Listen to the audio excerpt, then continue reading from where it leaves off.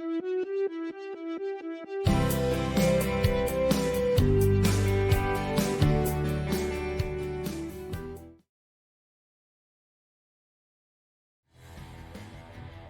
friends, welcome to Multiverse with Chandra Kant. And as you know that we discussed about the celestial objects, and right now we are discussing the close by stars, and we have a very interesting candidate to discuss. What is the name of the star? Yes friends, this is called Barnard Star.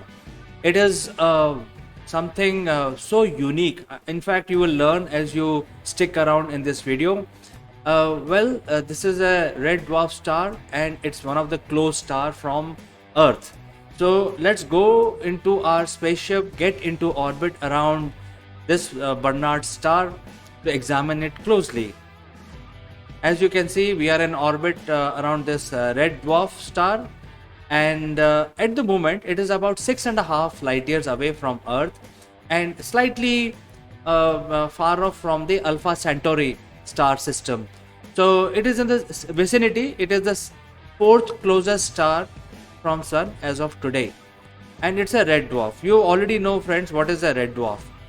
So let's look at what other features it has. It is one of the fastest star which we have observed so far, but it is approaching towards Earth. So from our point of view, this star will look stationary, even though it is moving very fast.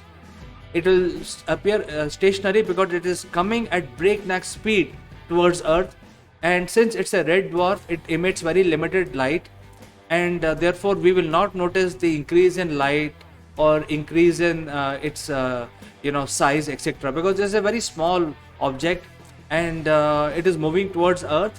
So in the night sky, you'll always see as a stationary object. So this is so strange.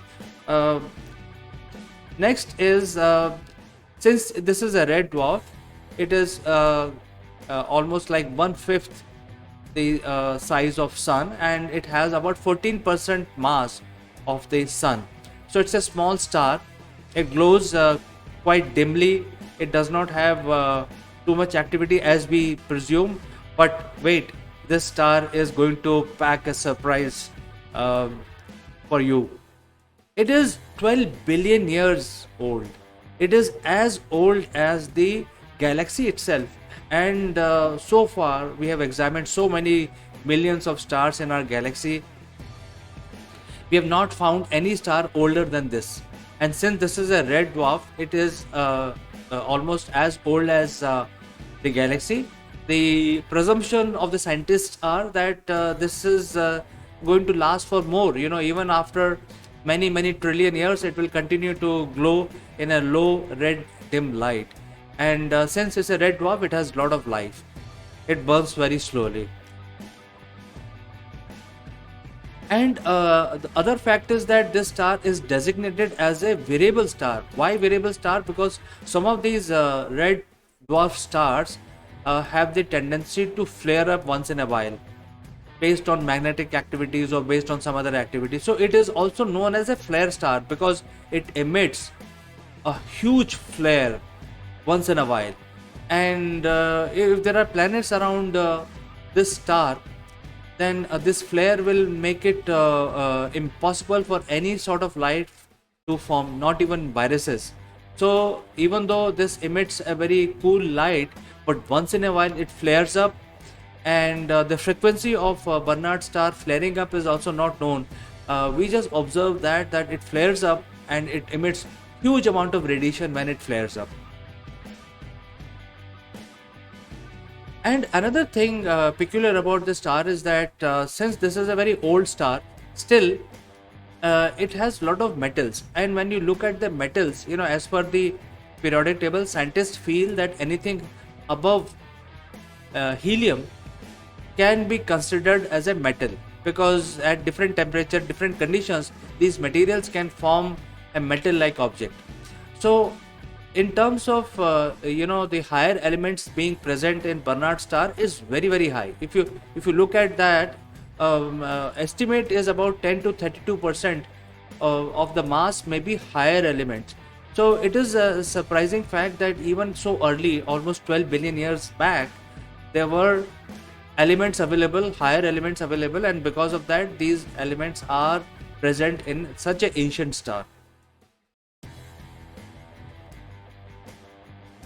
And recently, in 2016, scientists have been able to find a planet, and that is dubbed as Barnard Star B. That's the name given by the scientists.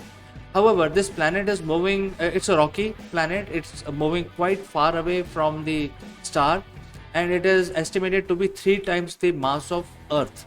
So it's slightly bigger than Earth, it has more gravity. So far, because of these flares, the star flares, etc., it appears to be the surface of this planet appears to be totally burned and charred, and it may not have any atmosphere, although it is at a very far off location, and it emits no radiation at all, and it looks like that it is not in the habitable zone of the star, it is in the snow zone. So even if there is something which is present, like water or anything else, it will be solid, frozen, completely frozen. So this is something which is interesting, that even this star has a planet, even though it is called a flare star. And as I said, this so far being the oldest and also a record holder of the fastest star in the galaxy. It's moving very, very fast. And right now it is coming towards the sun at next break speed of almost like 60 to 70 kilometers a second. So it's moving quite fast. And we've also noticed that the star has a wobble. Typically stars are very stable, they move, they don't wobble. Like planet like Earth has a wobble, and there is a very we can explain the reason behind this wobble. There could be moon which stabilizes it, or there could be some collision which created a wobble, but normally stars do not wobble. But here in this case, this star wobbles, and we don't know why it wobbles, and there is no set frequency also of the wobble, it just wobbles. And so this, I mean, if you look at this star, it is so close by. Most of our understanding about red dwarf star comes from studying Barnard Star. So scientists have been watching this for almost 600 years very closely every day in the night sky. Especially this star is also visible from the northern hemisphere, and still we do not know why it wobbles once in a while. We don't know the reason. So it's very strange about Barnard Star. And since it is moving very fast, coming closer to sun, it will actually break the record of Alpha Centauri in about 10,000 years. So after 10,000 years, it will become the closest star to sun, and even closer than Alpha Centauri of today, which is about 4 light years away from here. This will actually beat Alpha Centauri and will be about 3.75 light years in 10,000 years. So it's moving very fast and it is coming closer. So once it comes closer, if humanity is around at that time, they will get even better opportunity to study it further and understand the secrets which lies in Barnard Star. So this is something very, very strange about Barnard Star. I thought I'll talk about this today. If you have any comments, any suggestion, or if you want to add anything, that I respond to each and every comment, and I look forward to getting your participation in our program called Multiverse. So as always, thanks for watching, and I will see you in the next one.